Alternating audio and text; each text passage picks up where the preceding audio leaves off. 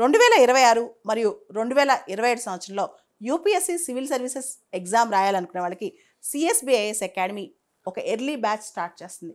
ఈ ఏప్రిల్ అంటే ఈ నెల 23వ తారీఖు నుంచి ఈ బ్యాచ్ స్టార్ట్ అవుతుంది.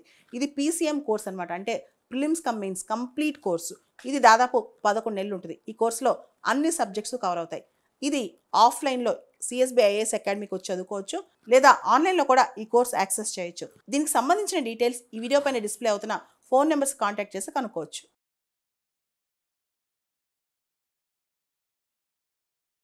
భారత రాజ్యాంగ వ్యవస్థలో గవర్నర్ పాత్ర రోజు రోజుకి విమర్శనాత్మకంగా మారుతుంది. మనకు తెలుసు, గవర్నర్ పాత్ర అనేది స్టేట్లో చాలా కీలకం. అయితే ఒక పక్క ప్రజాస్వామ్యబద్ధంగా ఎన్నికైన ప్రభుత్వం, ప్రజాస్వామ్యబద్ధంగా ఎన్నికైన లెజిస్లేటివ్ అసెంబ్లీ, మరో పక్క గవర్నర్, రెండూ కూడా రాజ్యాంగబద్ధమైనవే, ప్రజాస్వామ్యబద్ధమైనవే. అయితే ఒకసారి స్టేట్ లెజిస్లేచర్ బిల్ పాస్ చేసిన తర్వాత గవర్నర్ ఎంతకాలం లోపు దానిపైన సంతకం చేయాలి? రాజ్యాంగం ఈ విషయంలో స్పష్టంగా ఏం చెప్పట్లా. మన రాజ్యాంగంలో ఆర్టికల్ 200 ఉంది. దానిలో యాజ్ సూన్ యాజ్ పాసిబుల్ అని ఉంది. కానీ ఎగ్జాక్ట్గా ఎంత టైం లోపల గవర్నర్ ఎసెంట్ ఇవ్వాలి, ఒకసారి స్టేట్ అసెంబ్లీ పాస్ చేసిన తర్వాత లేదా స్టేట్ లెజిస్లేచర్ పాస్ చేసిన తర్వాత ఆ బిల్స్ పైన గవర్నర్ ఎంతకాలం లోపల సంతకం పెట్టాలని చెప్పి ఎక్కడ లేదనమాట. దీంతో ఈ రాజ్యాంగపరమైన ఈ వ్యాక్యూమ్ని గవర్నర్ చాలా వాడుకుంటున్నారు. దీనికి సంబంధించి గత వారం సుప్రీంకోర్టు తమిళనాడు కేసులో చాలా గట్టిగానే గవర్నర్కి ముట్టికాయలేసింది. ముఖ్యంగా ఈ కేసులో తమిళనాడు లెజిస్లేటివ్ అసెంబ్లీకి పాస్ చేసిన కొన్ని బిల్స్ గవర్నర్ ఇండెఫినెట్గా నిరవధికంగా తన దగ్గర పెట్టుకున్నారు. రెండోసారి పాస్ చేసిన తర్వాత కూడా ప్రెసిడెంట్కి పంపించి కూర్చున్నారు, కానీ ఎటువంటి యాక్షన్ తీసుకోవాలా.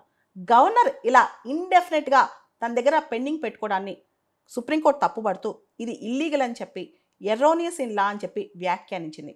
ఇప్పుడు ఇదే దిశగా కేరళ కూడా ముందుకెళ్తోంది. కేరళ గవర్నర్ ఆరిఫ్ మొహమ్మద్ ఖాన్, ఈయన కూడా చాలా బిల్స్ ఇండెఫినెట్గా పెండింగ్ పెట్టుకున్నారు.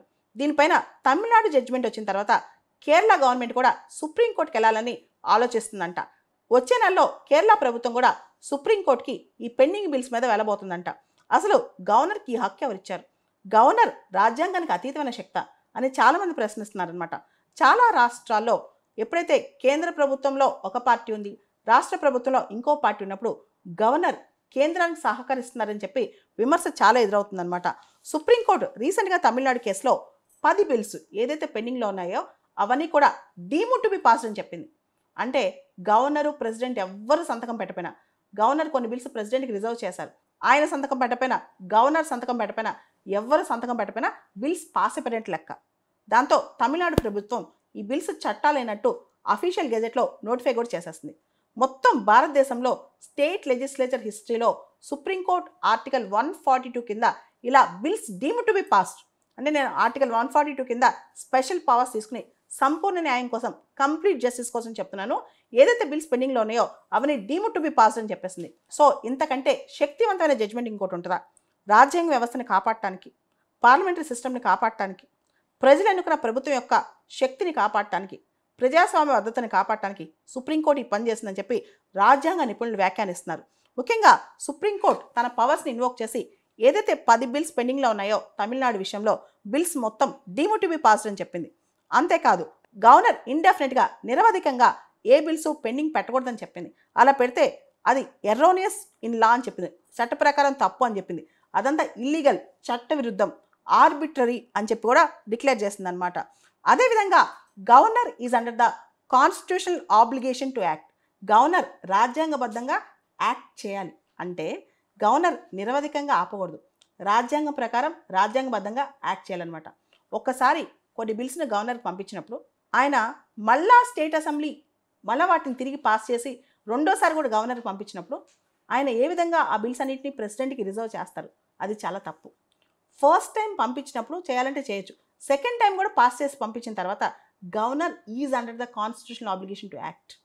కావాలని ఇంకా పెండింగ్ పెట్టడానికి గవర్నర్ రెండోసారి స్టేట్ అసెంబ్లీ పాస్ చేసిన బిల్స్ కూడా ప్రెసిడెంట్కి రిజర్వ్ చేశారు. అది చాలా తప్పు అని చెప్పి కూడా సుప్రీంకోర్టు గట్టిగా చెప్పిందనమాట. సో గవర్నర్ ఈ బిల్స్ కన్సిడర్ చేయడానికి ఎంత టైం లైన్ తీసుకున్నారు? ఇంత టైం అసలు అవసరమా?